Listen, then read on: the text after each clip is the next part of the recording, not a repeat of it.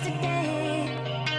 Ooh, 'cause we're worlds apart, but just the same. Step up and watch it break down. You really want it? Wanna make a scene? Show me what you mean. Let's get it started. Let me see what you got. Can you pick it up a notch? Don't think you got it. Can't handle the pressure yet. Oh, stop talking about it. Gotta make this count. Let's go. Are you ready? Are you ready for me?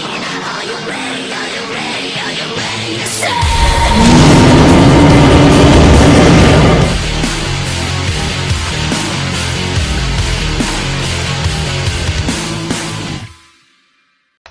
Hello ladies and gentlemen, my name is CAW34. I'm here today to do a episode 4 review of Prehistoric Island. Episode 3, Season 3. No wait, episode 4, Season 3. Blooming heck, what was happening there? So basically we start off with the episode with earthquakes. There are tremors going off. And it's like disturbing all the animals like Parasaurolophus and Ankylosaurus and the Ceratopsian herd, you know, the one led by Todd with all the Pachyrhinosaurs and stuff like that in there. They're moving off and just to find higher ground. Well, no, they're not. I'm an idiot. Brilliant. Great way to start off the review by messing up. So basically, they're moving away because of the events of the Carnotaurus from last episode. So they're moving away just to find a safe place to feed, and they basically move off, and Malachite, you know, is watching them, and Malachite, well, he didn't really kill Todd, he just injured him and stuff like that from 10 years ago, well, more than that, I think, more like 15 years ago, and well, Matthew hints that they will face off again, which, well, that would be pretty good. I mean, and he says soon. Now, soon implies that maybe, and I'm going to make a wild guess at this, but maybe the final episode will have one of those two dying. I'm going to say it, one of those two will die this season. I don't know which one, but if I had to bet any money on it, I'd say Malachite is going to die this season. Probably in the final. So yeah, that's what I'm probably going to say about that. Then we come to the two brother Allosaurus, so Guanji and Grayskull, and they're just sitting around, well, lying down.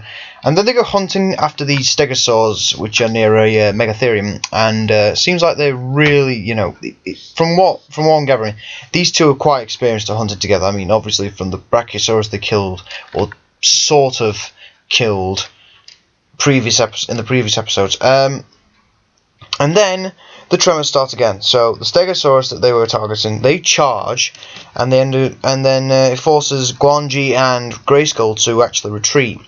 And basically, it just the earthquake, it just kind of messes up the island. Everyone is going absolutely crazy. It is absolutely insane what's happening. Then Daisy wakes from all the quakes, and she's obviously like, "Oh my God, there are quakes!" And then all of a sudden, she is targeted by Grayskull and Guanji. Now this is quite funny. What happens next is that Grayskull chases after Daisy, and then Guanji gets trampled by the Ceratopsian herd, and it was quite comedic, I'm not gonna lie, but I'd love that if that was to happen to Guanji again. And basically the Ceratopsians are then joined by the sauropods and other dinosaurs, and they're stampeding towards an old waterfall. And luckily, a lot of the dinosaurs like veer away, but Todd and some of the others, they sadly fall, you know, over, and then it just goes to black. So we don't know what's happened to Todd and the others. So we'll find out later. So after that, we come to the Rexes, who are basically moving up like to higher ground, and Brute pretty much follows them with his young. Well, not really his young, more the young he found last episode when Pisces murdered the mother. And the funny thing is that Pisces is actually following Brute, so I wonder if they're going to do an angle. I wonder if Matt's going to do an angle where maybe Pisces fights Brute, which I think they're going to probably lead up to eventually. But I don't know if it's going to be now or soon or maybe later down in the season. But it's pretty interesting. And also Alice is moving up to the higher grounds, and she just seems to be doing nothing pretty much apart from getting away from the earthquake, which would be, you know, preferable in this situation. So then Grayskull and Daisy, they end up in the Spinosaurus territory, and the Spinosaurs are not that happy. So then basically Daisy breaks for it again when the quakes start happening again, and then Stewie like tries to go after it, but he kind of, I don't know, he kind of slips on a log and breaks his back. So Stewie is dead, pretty much. I mean, yeah, he's still alive pretty much when we leave him, but it's like he's dead. I mean, he's not going to get out from this. I mean, his back is effed. His back is effed. I mean, he's broken the neurospines. He's not surviving pretty much. Maybe there could have been. Maybe he could get up and like try, but maybe it's like I don't know. But yeah, it's pretty sad. Ooh, yeah, one of the most like recognizable characters is kind of like dead, so it's a shame. But oh well, life goes on. So then Daisy gets away, but well, she really doesn't. She stops thinking that Grayskull's lost her, and then Grayskull kills her. Yep, Grayskull kills Daisy.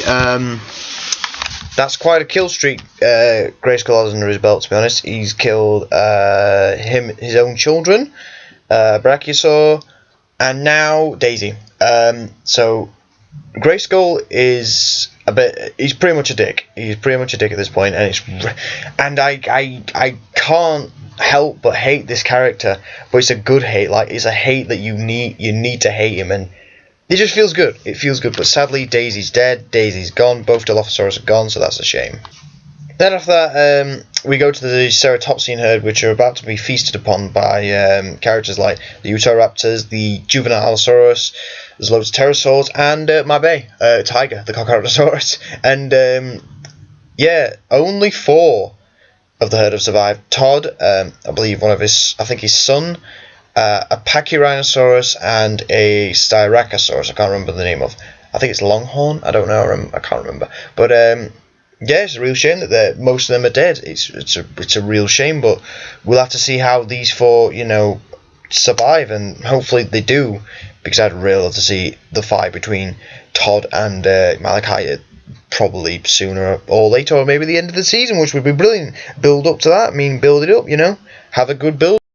Then we go back to Guanji, and shamefully, he's been abandoned by his brother because he calls out and he doesn't hear him. So maybe Matthew could build to a storyline where Guanji actually resents his brother. Maybe teams up with Alice. Maybe something like that, or maybe even go beyond that, and maybe a romance will blossom. Yeah, I'm hoping too high. I mean, let's be realistic here. Alice is probably going to kill both of them at this rate. Pretty much, I'm guessing. Hopefully, maybe, I don't know. So yeah, Guanji's been abandoned. What a shame. However, the episode ends on a a nicer note, and basically everyone goes back to normal. Malachite and his family goes back to normal. Brute goes back to normal. Alice goes back to normal, pretty much. But pretty much they've survived, which is good. And maybe because there's less animals now apparently on the island, because a lot of them got killed, maybe we could have a more more concentrated cast. Maybe Matthew's building up to that, but maybe we could have I'm definitely rooting for a finale where Malachite and Todd definitely face off, and Malachite probably dies, which would be interesting. So thank you for watching. I hope you enjoyed, and basically I shall see you later. Bye bye.